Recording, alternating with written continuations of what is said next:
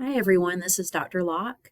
In this video, I would like to walk through the tables and ranges ExPrep assignment with you. So you'll begin by downloading the file from ExPrep, following the link in your Canvas course to this tables ranges assignment. So what we're going to do in this is to compare a structure in Excel called a table with what is referred to as just a data range. So we're going to look at those two different ways of representing data in Excel and see how to do things in both and see the advantages of using an Excel table. So go ahead and follow that link to download your files from ExPrep. I have mine pulled up already. And what I've done here is I have gone to View and clicked New Window. So once you get your file open, you want to enable editing and then go to View and click New Window to open a second window into this same file. And then under Arrange All, I chose Vertical. And that way I can see the instructions from the Instructions tab at the same time that I can be doing my work in these other two tabs. All right, so get those two files set up. You might need to pause the video while you do that and then come back and we'll work through the instructions together. The first instruction is to just look at the contents of the two sheets. So notice there are two tabs here, Donors 1 and Donors 2. And they are identical. If you look at these, there's in row 1, there are headers, the names of the columns, and the context of this data is that it is a list of donors who have made contributions to some nonprofit organization. And we have name of the donor, email, contact type of address. And then we have some other columns to the right, donation 1, donation 2. So this is an amount of money they have donated. And then new contacts is a number of other people that they have provided contact information for, reaching out to new people who might be potential new donors to this organization. And then we have this chart of new contacts made by the donors. So this is a chart of that number of new contacts. And these things are present in both sheets. The charts are identical. All the data is identical. So that's number 1. Number 2, in Donor 1, we're going to select the range of cells A1 through I-105. All right, so in the Donors 1 sheet, we're going to make a selection. Now, right now, in both of these sheets, we have all of these cells that contain data, and this is referred to as a data range in Excel. So that means there is no Excel table structure here. We just have cells that contain data. And the two sheets are identical. They both contain a data range. What we're going to do is take the data range in Donors 1 and convert it into an Excel table, and then we'll compare trying to do similar things in both a table and a data range so that you can see the difference between the two. So first we're going to take what's in this sheet and make a selection, and we can do that in a couple of ways. Remember that you can click in A1 and you can use Control-Shift down arrow to select down the column and Control-Shift right arrow, and then you've selected the entire data range. Alternatively, if you know the cell references that you need to select, you can type into the name box. Let me deselect that. Type into the name box here, A1 colon I-105, and when you hit enter, that also selects that data range. So that's two ways of making that selection. Now we're going to turn that data range we've selected into an Excel table by going to Insert and clicking the Table button. All right, and then we're going to choose Table. So now we have some choices to make. We've already made the selection for the data range, and we want to say my table has headers. So make sure that box is checked so that it will interpret that first row as headers and not as cell values in the table. And then click OK. Now, you should notice two changes. One, it has a different appearance, but the other is, if we scroll over to the right here, in this Donors One sheet, we now have this Table Design tab. So now if we click in this table, you'll see the Table Design tab. And if you are ever wondering if a range of cells is an Excel table, if you click in it and this tab pops up, you will know that it's an Excel table. If I click outside that range, that Table Design tab goes away because I'm now no longer in an Excel table. All right, so I'll go back to the table, and there we have the Table Design tab. Now, let's check out the differences in what's happened. For one thing, we do have headers here, and now they are set apart. They look different from the rest of the table. And if I use my mouse and scroll down the table, notice that as I scroll down, this row of headers will pop up into the cell, into the column names row. So right now it's ABC. As I scroll down, those header names pop up into here so that I can still see the headers as I scroll down the sheet. That happens automatically in an Excel table. Once in a while, a student will experience a little glitch in that. If you don't see it, click back in the table and try again, and that may resolve the issue. In a data range, you won't see that happen. So here are our headers in this first row, but if I start scrolling down here, I lose sight of my headers. So if I want to maintain that, then I need to freeze that top row. So remember, you can do that in the View tab. I can go to Freeze Panes and freeze the top row. So click Freeze Top Row and then scroll, and now you keep sight of your headers as you scroll. So there's a way to achieve a similar thing in a data range that we have automatically in a table. We just need to take an extra step. All right, so that was number 3, to freeze that top row in the Donor 2 sheet. Now we're in step 4. In the Donor 1 sheet, apply table style blue light 14.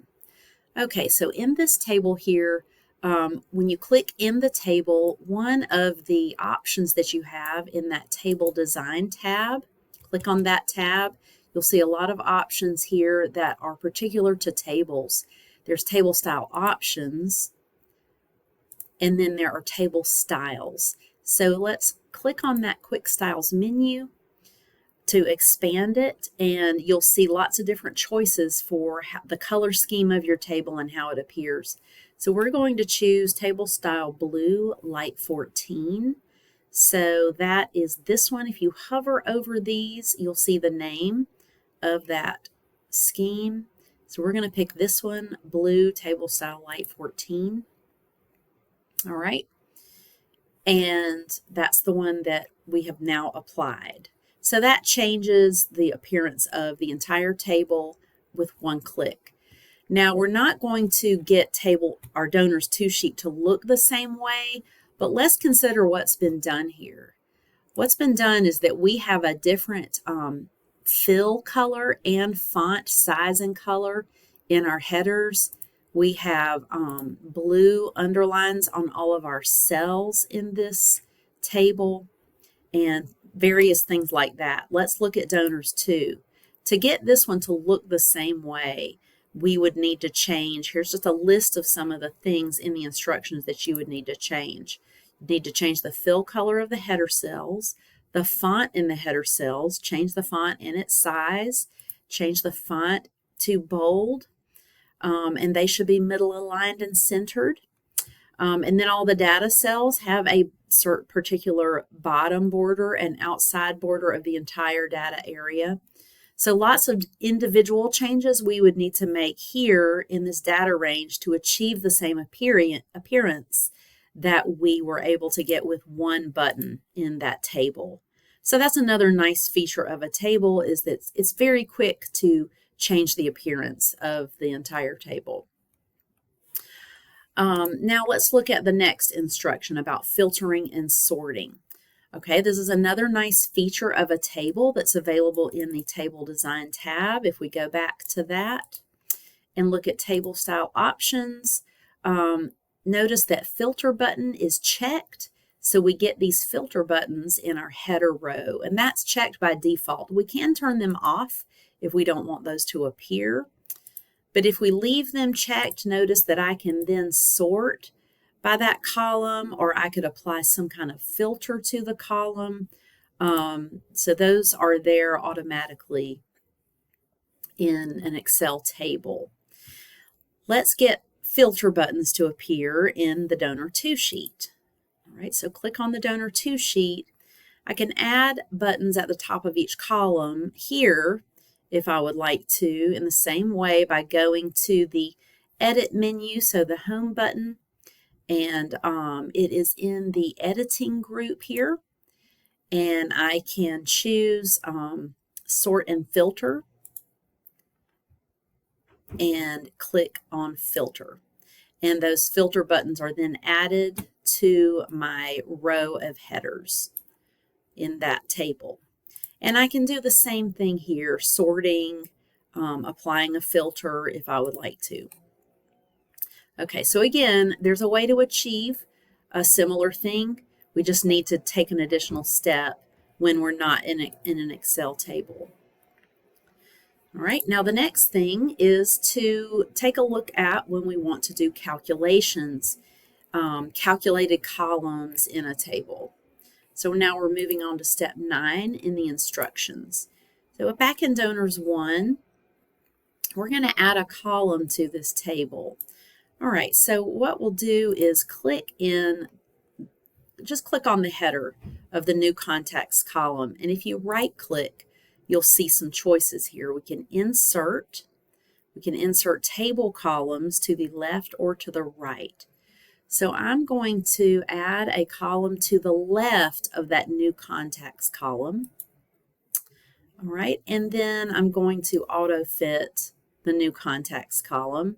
So remember, you can hover over the right edge of the column and double click on that, and it will auto fit the column so that you can see the contents. All right, notice what's happened. It's added a column to the table. It's preserved the format of the table here, and it has just expanded that table to include an additional column. Another thing is it has recognized this pattern of naming, and that is just a feature of Excel. Everywhere it will try to recognize patterns for you and continue them, and then you can choose to use that pattern or not. You don't have to be in a table to get that pattern recognition to happen. All right, so this column, we're going to call it Total Donations. So double click inside that column, triple click actually to be able to edit it, and type Total Donations. And when you hit enter, now we have that Total Donations column. I'm going to auto fit that one as well so I can see the whole column name. Now we're going to enter a formula here, and I'm going to show you 2 ways to do this. I can just start typing in cell I2. I'll type in equals because I'm going to write a formula. The total donations is going to be the sum of these 2 columns. So there are a couple of ways to do that. You have previously learned about writing formulas using cell references. So here I could just type the cell references of those cells. This is cell G2 and this is cell H2. So I could just type G2 plus H2 and that would work. That would give me the sum of those 2 values.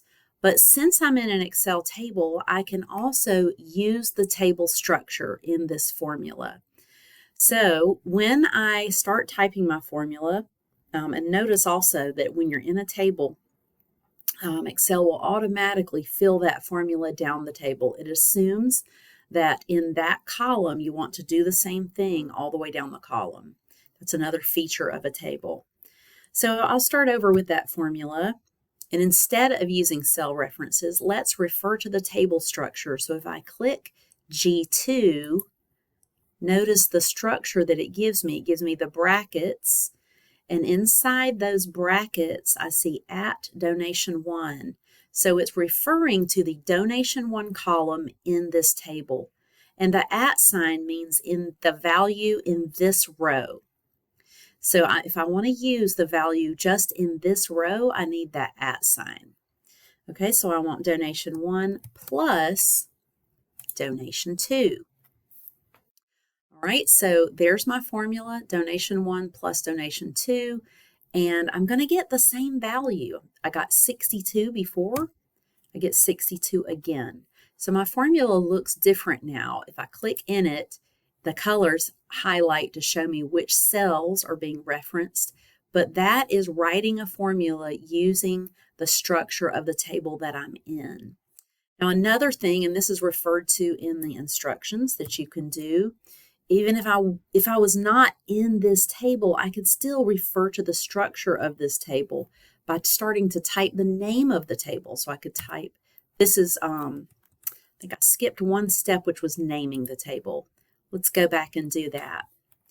That was back here in the, when I added the table in step 2, I was supposed to name the table donor records. Right there, I just remembered that I skipped that step. So let's go back and do that right now. It's never too late to make a little fix. So click on the Table Design tab. So I'm in the table, so I get my Table Design tab, click on that. And in the Properties box, you'll see the table name, Table 1. We want to change that to Donor Records. All right, so just type that name in. Now, when I try to type a formula, I can refer to that table by name. So now when I start typing the name of the table, notice that just as if I was looking for an Excel function, anything that starts with DO now pops up in a list. There's my table name, Donor Records. So I can double click on that name to choose the table. And after the table name, if I type a left bracket, notice what pops up now. I get a list of choices. These are all the headers, the column names in my table. So notice donation 1 and donation 2 are columns I could choose in that table. So I can choose donation 1, but remember something I needed before that was that little at symbol. If I don't type the at symbol, go back here, and that's one of the things I can choose, and it reminds me that means this row. If I don't choose the at symbol, then Excel is going to try to use all the values in donation 1. It thinks I want to refer to all of them. So if I just put donation 1, notice what's highlighted, the entire column. Well, I don't want to add the entire column in this cell. I just want the 52. So if I want just the 52, I need to put that little at sign in there, and now just the 52 is highlighted. So I can say donor records at donation plus donor records at donation 2. Let's see what I clicked on the wrong place. Donor records at donation 2. All right, now I've got my 2 cells highlighted. Another thing we can do is select a range of cells. So I could do this by using an Excel formula. What I'm doing here is just showing you a variety of things, a variety of ways to do the same thing. So your formula right now should look like what you see in my formula window. Don't make this next change. I just want to demonstrate it for you for another way that you can use formulas with Excel table structures. So I could type the sum function and then select the range of things I want to sum, and notice what Excel does automatically. It says in the donor records table, in this row, sum the values from columns donation 1 through donation 2. So if I had more columns I wanted to sum, I could just select them all that way, and that would achieve the same goal. All right, so I'm going to go back to what we had before, equals donation 1 plus donation 2. That's all we need here. So make sure your formula looks like that one. Okay, so we've got our formula using table structure. So let's scroll down in our instructions. That's our first calculated column. Now let's go to the donor 2 sheet and add a similar column. So in donor 2, I'm going to add a column here again. So I'm going to click on new contacts. I'm going to right click here.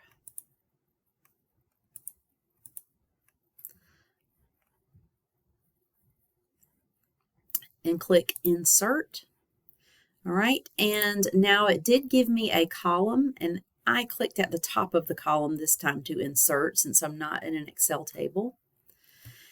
And I'm going to change this name to total donation. So notice it didn't automatically give me the name of a column here. All right, and I'm going to auto fit these so I can see them better. And now I want to write that same formula. So I'm going to type equals. Now when I click G2, I just get the cell name G2 because I'm not in an Excel table. There's no special structure. So I got the value, right? I did that without problem. I can get the same value. But when I look at that formula, there's no indicator from the formula itself about what these cells mean. I have to go look at G and H to find out what those are. So that's one value in the table. In the table formula, I see, oh, what I'm doing here is adding 2 donations together. When I'm not in a table, the formula loses meaning. So unless I name those ranges something, I'm not going to get meaningful names because I'm outside of a table structure. But I still can achieve the sum. So I've done that. I notice another difference. The formula doesn't auto-populate, but I can use the fill handle to force that to happen. All right, and so that populates that formula all the way down the column. So I can still achieve the same things. It's just a couple more steps, and I just need to take care of some details that happen for me automatically when I'm in an Excel table. All right, so now let's move on to number 12. Now we're going to try editing a formula in the table and in the data range and compare what happens when I do that. So now we're going to take this formula that we've already written and we're going to make a change to it. So if I just click on this first cell, I2, where there's the first formula, what I'm going to do is multiply that total donation by 2. So I need to put parentheses around it following the order of operations. Remember that multiplication would happen before addition. So to get the addition to happen first, I need to put it in parentheses. And whatever's in parentheses comes before anything else. Remember your PEMDAS rules from algebra. All right, now we can make that sum happen before this multiplication by 2. So notice that the second row there has a 47 in it. Actually, it's row 3 of the sheet. It has the number 47 in it. I'm editing the formula in row 2, and when I hit enter, it automatically updates the formula all the way down the column so that now all of those sums are doubled. All right, let's make the same thing happen in donors 2. We want to double this sum, so we're going to put it in parentheses just like we did in the table, and then multiply by 2. Well, notice the change only affected that cell that I put it in. The rest of the column has not updated to correspond to the change I made in that first row. So I have to make the change manually by filling that formula down the column using a double click of that fill handle in the lower right corner. Okay, so again, I can achieve the same result, but I have to do it manually and have to remember to do that when I'm not working in a table. All right, so that was step 12 and 13. All right, so we've seen a little bit of working with formulas in tables and how it differs from a data range. Now let's look at data entry and charts. Okay, so in both of these sheets, there is this chart. Move myself up here. There's this chart starting in cell L1 now. And when I click on the chart, it shows me, it highlights the data that are in that chart. All right, and you can see that there's most people made between 0 and about 2 new contacts, and fewer and fewer people made more contacts. So this highest number of contacts, around 8 or 9, was made by the fewest number of people. It says only 3 people reached that many new contacts.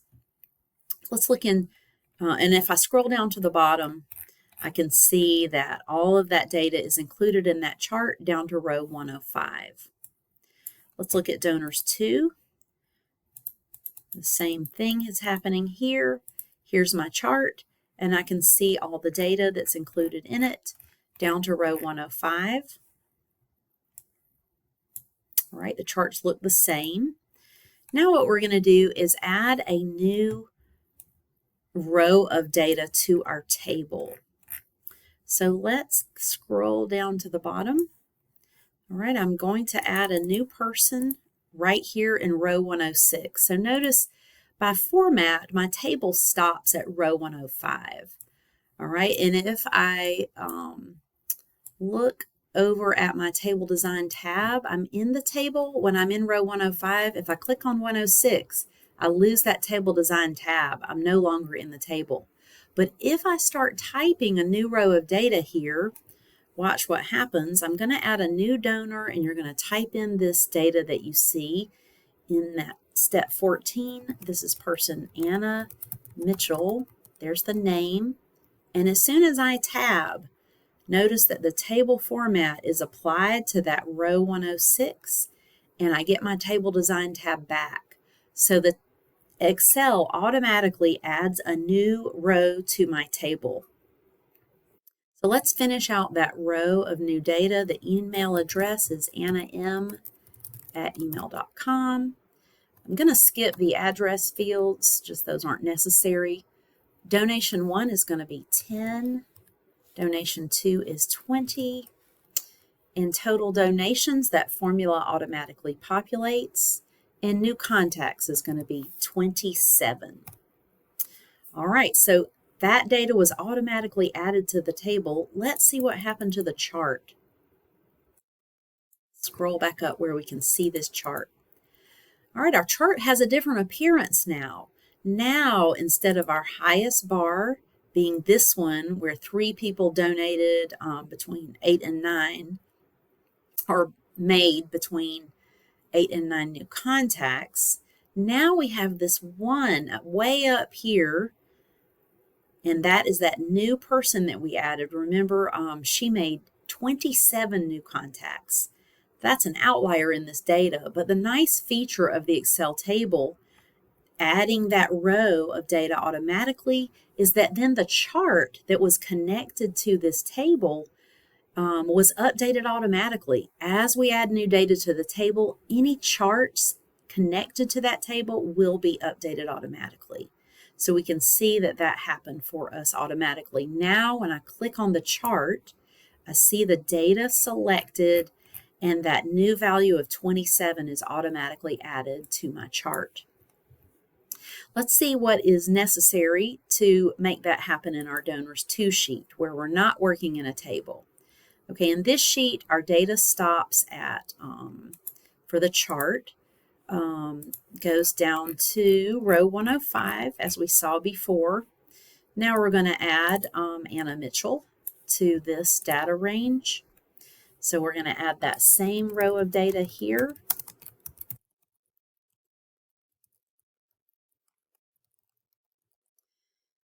So put in her name and address, name and email address. Then we'll type in donation 1, which is 10. Donation 2 was 20. And then total donations, the formula does populate automatically. And let's put in our new contacts of 27. All right, so we've added that data in row 106. Now let's go back up and look at our chart and see what happened here. The chart did not update, did it? We don't have that value of 27 in our histogram. And while the chart's selected, we see what data it corresponds to. Let's scroll down to row 106. That's not included. However, we can include it ourselves manually. We just need to remember that if we add to this data in a data range, it's not going to automatically update the chart. We have to manually include that data ourselves. There are a couple of ways to do that. One is just to use this handle here. We can grab this handle and click and drag it down to include that 27. Let's pop back up here, and there it is. Now that 27 is in the data. Another way to change the data that a chart refers to, let me move that fill handle back so you can see another option, is to go into chart design. When you select the chart, you get this chart design tab, and you can select data. And notice you see the chart data range. It goes through row 105. We could just change that to a 106 and click OK.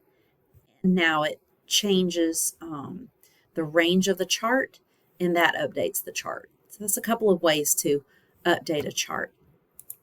All right, so let's go back to our instructions here. We're done with making the charts the same in the table and in the data range. Now we're going to add a total row. Right, in the Donors 1 sheet, adding a total row is a feature of a table. So if you click in that table, you'll get your Table Design tab back. And this is one of the options you can add. You can just check the box for a total row. So let me scroll down to the bottom so we'll see it turn on and off. So right now there's no total row, but if I check this box, there it is. You see the double underline. That offsets the total row so that we can tell there's something different happening below this. So, and we see the word total, but if in any of these cells, if I click here, I get a drop down for different functions I could apply to that column of the table. The only one that is filled by default is the rightmost one. And it gives me the sum of the new contacts. So that's what's happening here.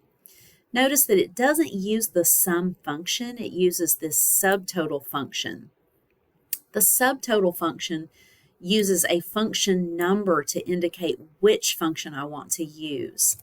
So if I wanted to, let's say I wanted to take the average, I could choose this drop down and say, give me the average of this column instead of sum. It switches the function number, but it is applying the average function to it. But it's using the subtotal function with function number 101 to get there.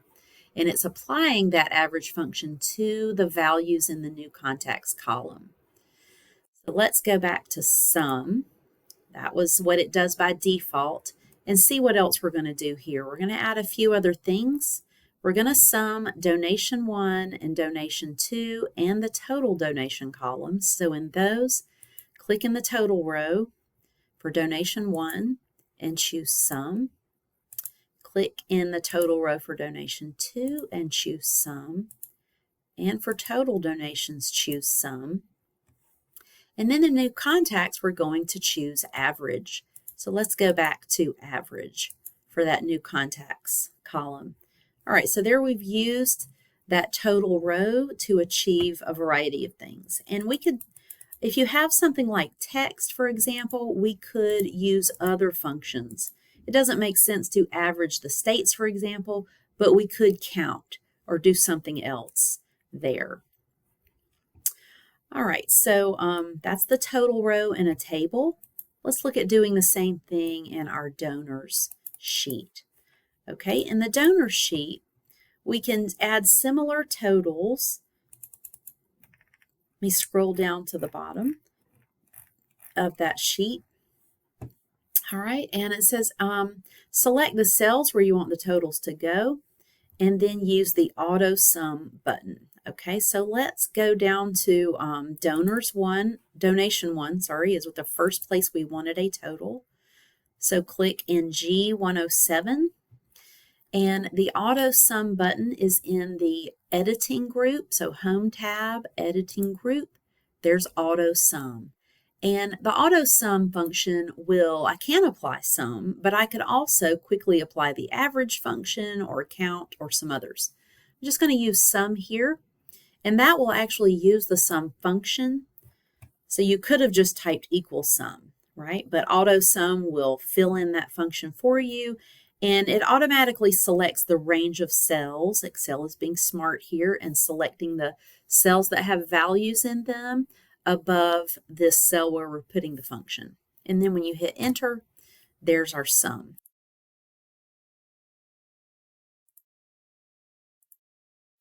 All right, so you can do a similar thing by, in the other cells, using the auto sum function. You can use it 3 times, or we could take, now that we have this sum formula in donation 1, we could use the fill handle and drag that formula over to achieve the same thing. And in this last one, remember you want to use you can use auto sum, but you want to change to average in this case, and select that range, and then you can hit enter to finish editing that formula.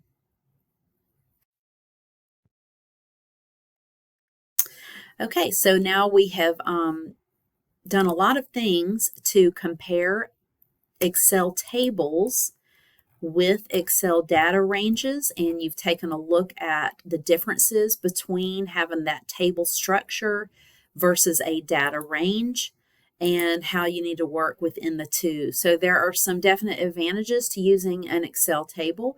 It's not always a necessary thing, but it does come with some advantages. So that gives you a little introduction to how to use that structure and take advantage of it in your formulas and functions and charts. So I hope that was helpful.